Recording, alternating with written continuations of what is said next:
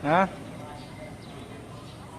Saat ini persilahan yang sempat alot negosiasi tersebut sedang dilakukan penyelesaian utilitas jaringan PDAM dan membuat jalan samping atau frontage di bawah jembatan Musi 6.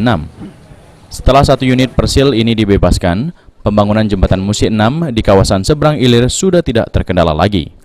Untuk di seberang ulu, tengah dilakukan pemancangan oprit dengan sistem konstruksi file slab pada ABT 2 dan pilar 11. Sementara untuk di seberang ulu pada minggu pertama, bulan September nanti, sebagian jalan dan membuat arus lalin dibuat 1 jalur di kawasan Sultan Mansur akan ditutup selama 1 bulan. Sejauh ini progres pekerjaan jembatan Musi 6 secara umum telah memasuki progres 88%.